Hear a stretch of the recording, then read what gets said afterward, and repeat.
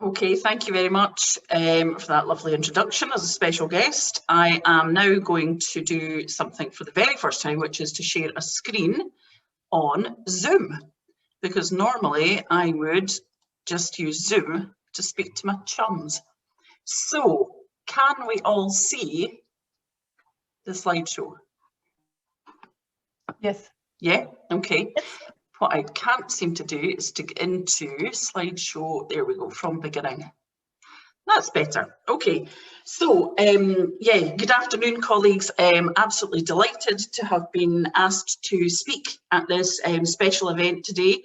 My job at Education Scotland concerns looking after, if you like, the languages curriculum and providing the advice and the guidance and all the kind of tools that languages teachers, because our languages teachers are not only in secondary schools, but our languages teachers in primary schools will need to allow them to be successful in the delivery of language learning in our schools.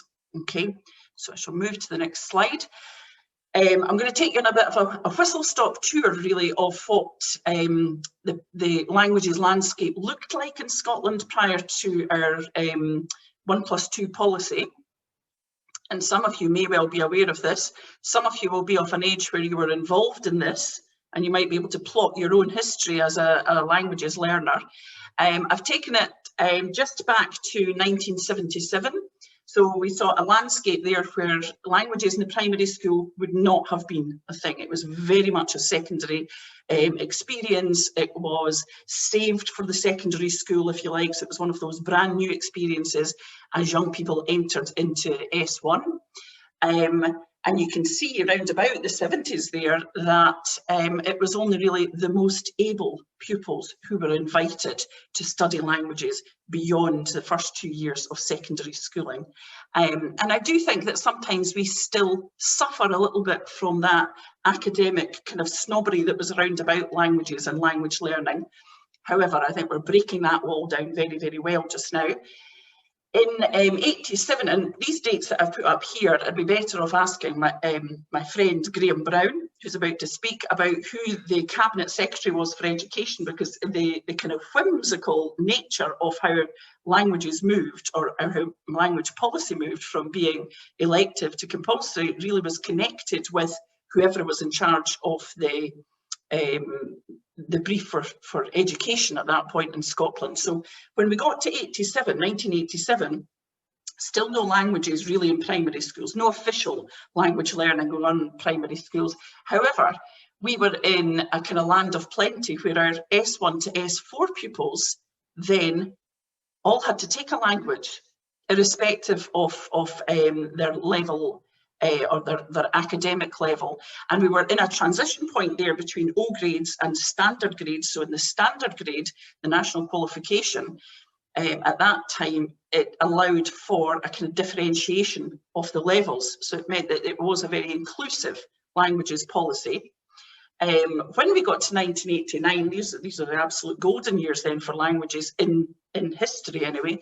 We had the introduction of MLPS, Modern Languages in the Primary School, which often had the word project attached onto the end of it. And I think ultimately that's what kind of brought it down a bit, because it really wasn't as integrated as it could have been into the primary curriculum. However, there was a substantial amount of money put behind it to allow primary teachers to go on courses, I think there were 28-day-long courses, so that they could learn how to deliver, and it tended to be French and German in primary schools, although other languages were available, but French and German really dominated at that point. And so at that point, primary 6 and primary 7, so children were given normally a kind of an hour a week in primary 6 and primary 7, and then moving into secondary school where language learning went on until the end of S4.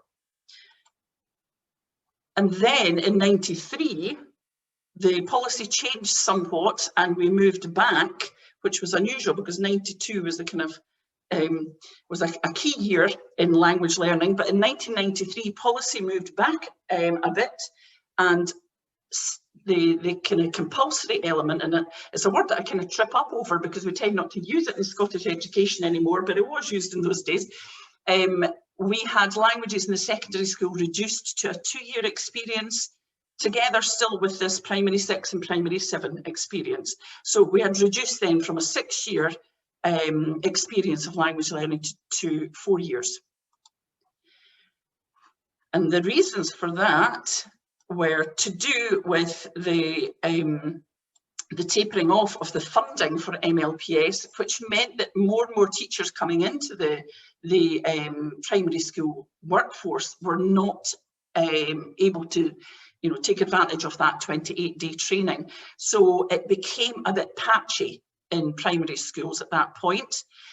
And it kind of just slightly, the MLPS kind of started to wither on the vine. And at that point, between 93 and 2011, I was a languages teacher, and I could see a difference, and a secondary languages teacher, I could see a difference in the levels of ability of the children and young people coming into my classroom, some who had a wee bit of German, some who had very little German. And that was within one cluster, so that patchiness was very much to the fore. However, the saving grace of languages in Scotland has been the 1+2 policy, which was launched in 2011, but from 2013 onwards and until this year has been very substantially funded by Scottish Government.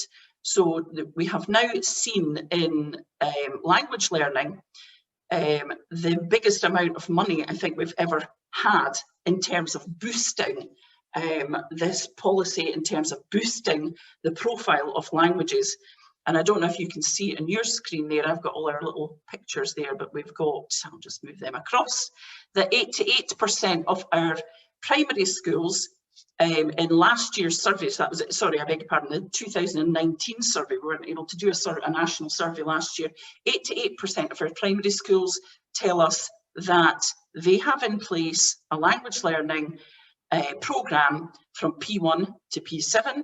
And in our secondary schools, we have 70% of the secondaries working within the parameters of the 1+2 policy, that is, allowing language learning to take place to the end of secondary 3 or to S3 there. So the central tenets of the policy, I'll leave you to read for yourself. I don't think you need me to read that out for you.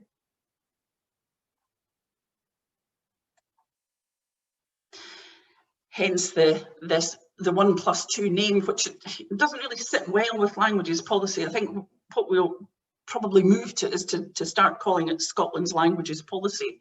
But because it was based on that 1+2 model, so 1 being language 1, mother tongue, and +2 additional languages, it's a very ambitious policy. We moved from, as I said before, a landscape where not every child in primary 6 or primary 7 was experiencing language learning. And really it was a secondary school that was taking forward that language learning to a model where language learning begins in primary 1. So policy kicks off in primary 1 and goes up to the end of S3. So if you add in those years, or add up those years rather, it's a 10-year language learning experience that our children and young people have, and that is so different from what went before. And the real hope and aspiration behind this policy is that our young people will have this depth of learning in a language. They will have had enough time to explore aspects of language learning that go hand in hand with language learning, but can often, or used to be, jettisoned in favour of just ploughing through vocabulary and grammar. And that is examining the culture that lies behind a language and spending enough time, you know, really focusing on that culture as well, because there is no such thing as a language sitting in isolation. So what it means in terms of policy into practice is we have those 8 languages that can be an L2. Now, there is no hierarchy of language. However, the L2 has to be reduced enough so that those languages can be taken to national qualification level. So there is no point in an L2 in Japanese, for example, because our Scottish Qualifications Authority doesn't produce an award or a national qualification in Japanese. Schools are limited, therefore, to those 8 languages, and I can tell you that we have, I talked about not having a hierarchy of languages. That list there is in terms of popularity, but we have no schools with Cantonese or Urdu as an L2, although it is on offer and it has to be a part of policy because it is a national qualification. In terms of L3, this is introduced round about primary 5, can be a wee bit earlier, and this is the one that's really interesting. This part of the policy, this is the one that's got the unintended consequences, because we opened it up and allowed this part of the policy to be very, very flexible. So it could be any language. And a child in a primary school will have their L2 starting in primary 1, going all the way to the end of P7.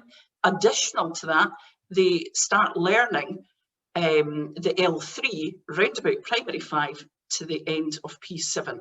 And that was, I suppose, the most ambitious part of the policy, because we were talking about a primary workforce who hadn't had, in general, the training that was required to teach languages.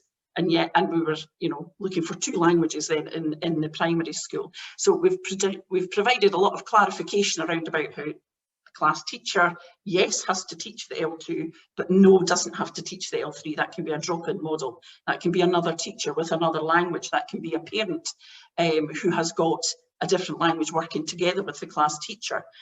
And that flexibility, together with the flexibility of it can be any language, has produced some really interesting results.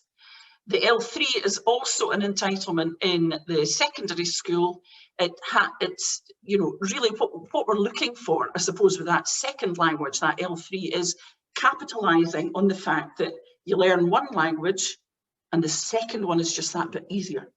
The learning of the second one, because you've kind of learned how to learn a language, as it were. So, unintended consequences.